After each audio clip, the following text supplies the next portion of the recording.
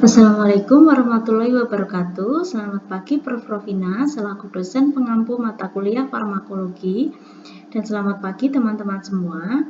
Hari ini saya akan mempresentasikan mengenai topik interaksi obat yang akan dibagi menjadi 4 subtopik.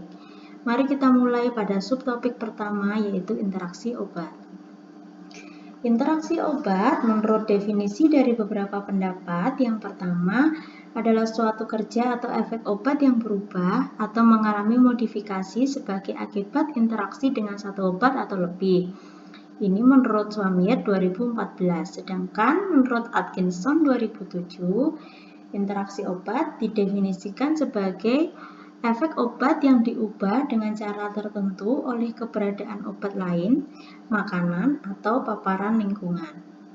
Maka, interaksi obat diartikan sebagai modifikasi terukur dalam besaran atau durasi respon farmakologis dari satu obat karena adanya obat lain yang diberikan sebelumnya atau diberikan bersama.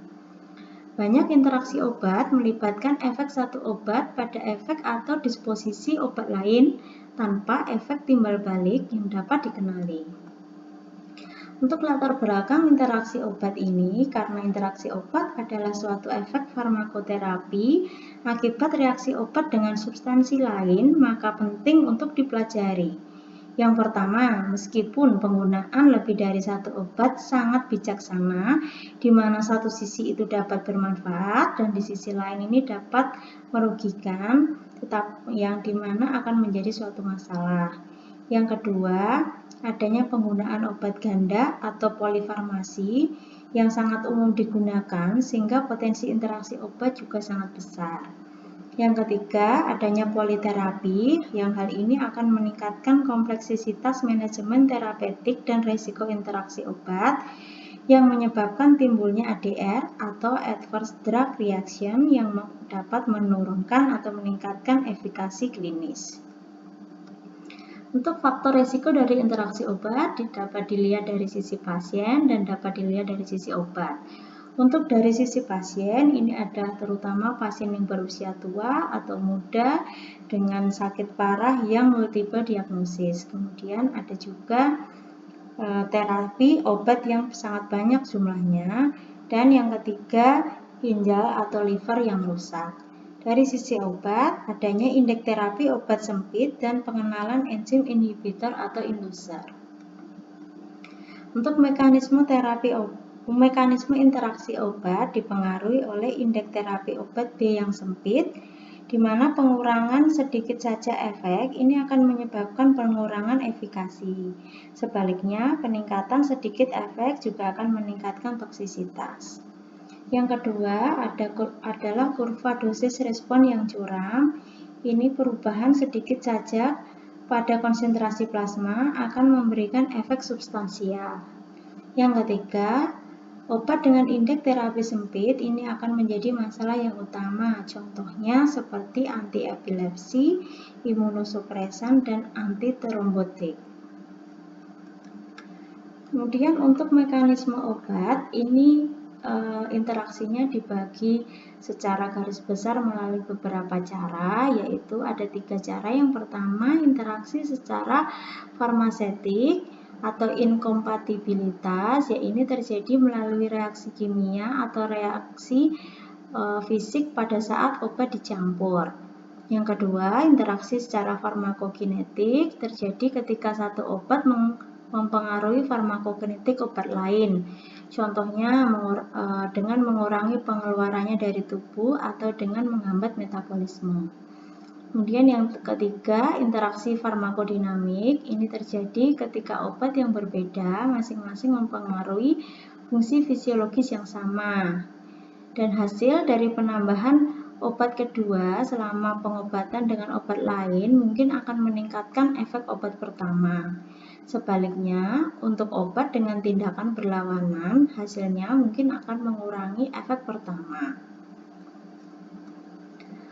Kemudian untuk faktor interaksi obat, ini ada beberapa. Yang pertama, usia tua, di mana faktor-faktor yang berkaitan dengan bagaimana fisiologis manusia berubah seiring dengan bertambahnya usia dan dapat mempengaruhi interaksi obat. Contohnya, metabolisme di hati, fungsi ginjal, transmisi saraf, atau fungsi sumsum tulang yang menurun seiring bertambah usia.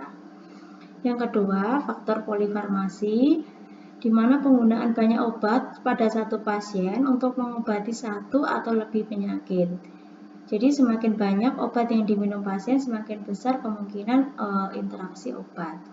Yang ketiga, faktor genetik, yaitu gen yang mensintesis enzim yang memetabolisme obat. Jadi beberapa ras memiliki variasi genotip yang dapat menurunkan atau meningkatkan aktivitas enzim. Nah, konsekuensinya kadang menjadi predisposisi yang lebih besar terhadap interaksi obat dan akhirnya menjadi predisposisi yang lebih besar untuk terjadinya efek samping. Hal ini terlihat pada variasi genotip pada isoenzim sitokrom P450. Kemudian yang selanjutnya, penyakit hati atau ginjal. Jadi konsentrasi obat dalam darah yang dimetabolisme dalam hati atau dieliminasi oleh ginjal ini dapat berubah jika salah satu dari organ ini tidak berfungsi dengan benar. Yang kelima, ketergantungan obat. Yang keenam, indeks terapeutik yang sempit, di mana perbedaan dosis efektif dan dosis toksik ini kecil. Kemudian yang ketujuh, kurva respon dosis curam. Ini perubahan kecil dalam dosis obat menghasilkan perubahan besar pada konsentrasi obat dalam plasma darah pasien. Yang terakhir adalah metabolisme hati yang jenuh. Ini selain efek dosis, kemampuan untuk memetabolisme obat juga sangat menurun. Dan klasifikasi interaksi obat ada drug-drug interaction dan drug-food interaction.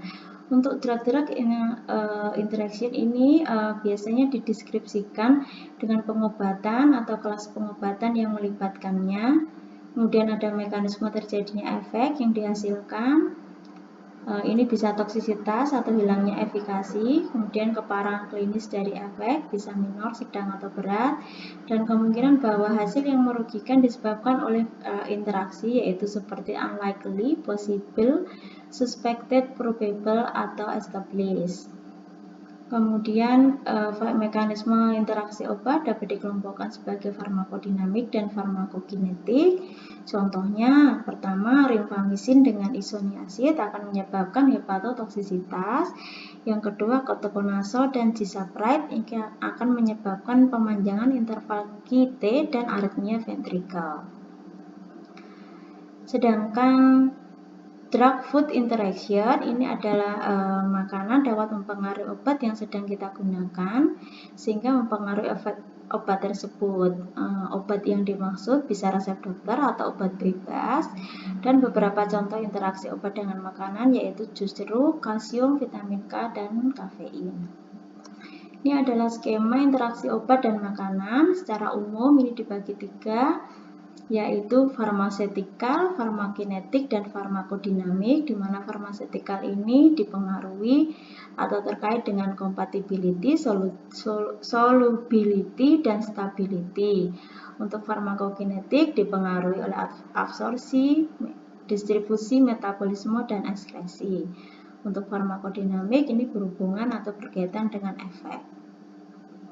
Jadi interaksi obat makanan ini dapat mempengaruhi transduksi sinyal yang pada akhirnya akan mempengaruhi enzim metabolisme dan transporter. Efek dari interaksi obat makanan yang terjadi berhubungan dengan lokasi terjadinya interaksi. Contoh, pada mukosa saluran cerna apabila terjadi perubahan pada transporter membran dan atau enzim metabolisme, maka terdapat perubahan pada bioavailabilitas obat maupun nutrien. Untuk mekanisme interaksi obat makanan berdasarkan lokasi terjadinya interaksi ini ada 4. Yang pertama, pada rumen gastrointestinal, ini konsekuensinya bioavailability-nya menurun dengan cara reaksi fisikokimia yang inaktivasi. Kemudian yang kedua, pada mukosa gastrointestinal, ini konsekuensinya bioavailability-nya berubah dan dengan cara perubahan transporter atau fungsi enzim. Kemudian yang ketiga, terjadi pada sirkulasi sistemik atau jaringan. Ini konsekuensinya adalah perubahan distribusi dan mekanisme interaksinya dengan perubahan transporter, enzim, dan fungsi psikologik. Kemudian yang keempat, dapat terjadi pada organ ekskresi. Ini konsekuensinya clearance-nya berubah dan mekanisme interaksinya yaitu antagonisme impairment dari modulasi eliminasi. Kita lanjutkan pada video yang kedua.